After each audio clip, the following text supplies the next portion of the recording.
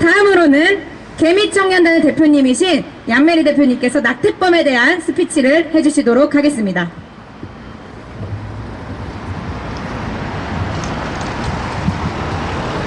샬롬 여러분, 반갑습니다. 저는 대한민국이 자랑스러운 청년 한 명입니다. 여러분, 오늘 제가 국회 앞에서 오후 4시에 이렇게 차가 수도 없이 지나가는데요. 손가락은 지금 대한민국 안에서 낙태를 합법화하려는 움직임이 너무나도 강하기 때문입니다. 여러분, 저는요, 생명을 사랑해요. 저는 여러분을 사랑하고요. 이미 태어나신 여러분뿐만 아니라 아직 태어나지 않은 수많은 태아, 그 아이들 역시도 저는 너무나도 사랑합니다. 여러분은 어떠신가요? 여기 지나가고 계신 모든 분들, 낙태가 합법화되어 가고 있는 이 대한민국 땅 가운데서 여러분은 매일 저녁 낙태를 합법화하겠다는 이 대한민국 언론과 뉴스와 정부를 바라봤을 때에 마음이 그냥 무덤덤 하시던가요? 저는요, 그럴 수가 없어요.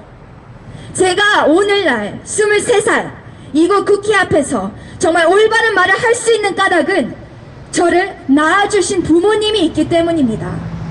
제가 뭘 잘해서, 제 부모님이 뭐가 잘나서 사건과 경제적인 환경이 돼서 제가 태어난 것이 아니라요, 제가 생명체, 존엄성이 있는, 가치가 있는 생명이기 때문에 태어난 것입니다. 여러분, 올해 12월 10일 한국에 Unplanned, 계획이 없다라는 이 제목을 가진 영화 Unplanned 라는 낙태를 반대하는 영화가 한국에서 개봉을 합니다. 사실 이 영화는 미국에서 작년에 개봉을 했는데 너무나도 미국 언론이 심하게 반대를 해서 폐지를 한 상황이에요. 근데 이 영화의 제목과 이 영화의 주요 내용을 보시면 실화를 바탕으로 한 어떤 미국의 큰 낙태 시설에서 근무하던 에이미 카우니 베르트라는 여자분께서 어느 날 손이 딸려, 손이 부족해서 의사들이 오피스에서 근무하던 그 여성을 수술방으로 데려옵니다. 근데 수술을 하던 도중에 이 얼트라사운드 초음파를 보면서 이 여자는 그간 자기가 10년 넘게 해온 이 낙태 수술에 대한 완전한 큰 충격에 빠지게 됩니다. 무엇을 보았나? 그 초음파에는요, 의사가 임산부의 자궁 속에 캐뉼라를 삽입을 합니다. 그리고 맹목적으로 찌르기 시작합니다. 그리고 그 아이의 다리를 뜯어가고요, 팔을 뜯어가고요, 나중에 석션으로 그 아이를 완전히 흡입해버려서 순식간에 몇 분 사이에 그 아이를 죽이는 수술이 바로 낙태입니다. 여러분, 낙태가 얼마나 무서운 거냐면요, 이 캐뉼라를 삽입할 때 초음파 속에 그 어린 태아가 몸부림을 치면서 죽기 싫어서 엄마의 자궁 속에 가장 끄트머리 구석에서 몸부림을 치는 그 모습, 여러분, 유튜브에서든지 어느 의학적인 그 자료실에서도 찾아볼 수 있다는 것입니다. 근데요, 지금 한국 정부에서 뭐라고 말하죠? 14주 이내는 자아가 없대요. 14주 이내는 이 아이에게 자아성이 없기 때문에 죽여도 괜찮다는 것입니다. 여러분, 우리는 깨어 있어야 돼요. 여러분은 존엄성과 가치가 있는 생명체인데 왜 그 아이들, 태어나야 마땅할 그 아이들은 그 존엄성이 주어지지 않는 거죠? 이번 12월 10일 개봉하는 Unplanned라는 영화, 지금 시청하고 계신 모든 분들 반드시 극장 가셔서 보셔야 되는 줄 믿습니다. 이 영화를 수입하기가 너무 힘들었어요. 사실 이걸 수입하신 어떤 여성 집사님께서 돈이 돼서, 상황이 돼서 한 것이 아니라 부족한 상황 가운데서 이 영화를 반드시 대한민국 가운데 보여줘야 한다는 마음을 하나님께서 주셔서 이번 12월 10일 Unplanned라는 영화가 개봉하게 됩니다. 우리 모두들 손잡고 영화 보러 가야 될 줄 믿습니다. 아멘. 여러분, 오늘 저의 마지막 메시지는 이렇습니다. 그렇다면 우리가 이 낙태를 합법화하려는 이 대한민국 정부와 이 지금 사회의 흐름을 어떻게 막을 수 있을까요? 여러분, 저 보이시죠? 저는 23살밖에 되지 않았고요, 지금 공부하고 있고요, 사실 어떤 능력, 어떤 돈, 그런 거 하나도 없어요.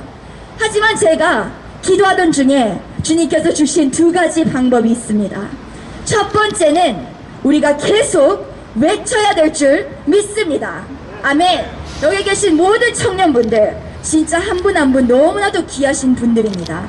지금 이 서울 곳곳 그리고 대한민국 곳곳에서 정말 매일매일 1인 시위를 하면서 외치고 계신 모든 분들 너무나도 격려하고 응원합니다. 우리는 앞으로 이 2020년이 지나기 전까지 낙태를 합법화하려는 이 대한민국 정부를 반드시 막아야 될 줄 믿습니다.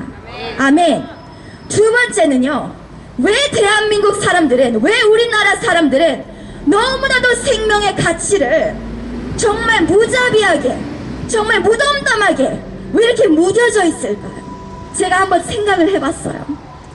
사실 제가 몇 달 전에 제 고등학교 친구를 만났는데요, 여러분. 그 친구가 저에게 이런 말을 하더라고요. 난 나중에 커서 나는 결혼 안 할래. 난 결혼 안 하려고 왜이야. 제가 물었어요. 왜? 결혼이 얼마나 좋은데 왜? 그랬더니 이런 말을 하더라고요. 자기 엄마가 시어머니, 시월제 치이면서 또 마마보이 아빠한테 자기 엄마가 치이면서 엄마가 자기한테 매일 그런다는 거예요. 너 되도록이면 결혼하지 마. 너 가정 같은 거 안 꾸려도 돼. 엄마 봐봐. 엄마 힘든 거 알잖아. 그렇게 되다 보니 이 아이가 5년, 10년, 15년, 이젠 23살 된 이 여자아이가 결혼에 대한 이 가치관이 완전히 깨져 있고 가정에 대한 이 개념이 완전 산산조각이 나 있는 상태예요. 여러분, 우리의 이 문제점을 먼저 회복해야 되는 곳은 우리의 가정이고, 사실 그 자리에서 제가 친구에게 말했어요. 아니야, 네가 얼마나 아름답고 네가 얼마나 귀하고 너를 통해서 얼마나 아름다운 아이들이 낳을 것인데 가정이라는 것을 그렇게 생각하면 안 돼. 우리의 역할은 이 말의 권세, 말로 그들을 격려하고 잘못된 가치관을 다시 회복시켜주는 것인 줄 믿습니다. 아멘. 여러분, 낙태는요, 살인입니다.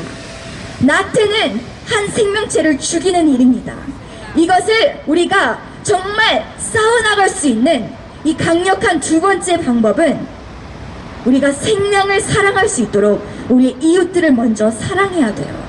우리가 만약에 그 시어머니가 그 엄마에게 사랑을 해주었더라면, 존중을 해주었더라면, 또 그 아빠가 마마보이가 아니라 그 아내를 더 사랑하고 소중히 여겼다면 그 엄마는 매일 저녁 그 아이에게 이렇게 말했을 거예요. 내 딸, 엄마에게 가장 큰 축복은 이 가정이야. 엄마 너무 행복해. 너도 앞으로 좋은 사람 만나서 결혼해서 힘들지만, 힘든 훈련도 있지만 너는 최고의 축복을 얻게 될 거야. 그게 바로 가정이야. 이 메시지가 우리의 가정 속에서 매일매일 흘러나와야만이 이런 낙태법, 이것은 입법되지도 입법되는 것이 불가능할 정도로 그 정상까지 이를 것을 믿습니다. 아멘. 오늘 저의 마지막 메시지는요, 사실은 하나님의 마음을 계속 구했어요. 이 낙태를 반대해야 되는데 사실 저는 미약하고 우리의 외침은 겉으로 봤을 때는 부족하고 딸리지만 하나님께서 보실 때는 우리가 매일 이렇게 나와서 외칠 때마다 듣고 계시는 분들, 또 우리들 가운데에 하나님의 그 마음이 심어진다는 것입니다. 그래서 앞으로 여러분에게 선포할 것은 계속 이 낙태 합법화가 되지 않을 수 있도록 우리가 끊임없이 외치고, 또 교회 안에서 계속 목사님들께서 이것에 대한 설교를 하시고, 또 우리 가정 안에서는 부모와 자녀 간의 관계 가운데 이런 메시지를 계속 전파해야 될 줄 믿습니다. 감사합니다.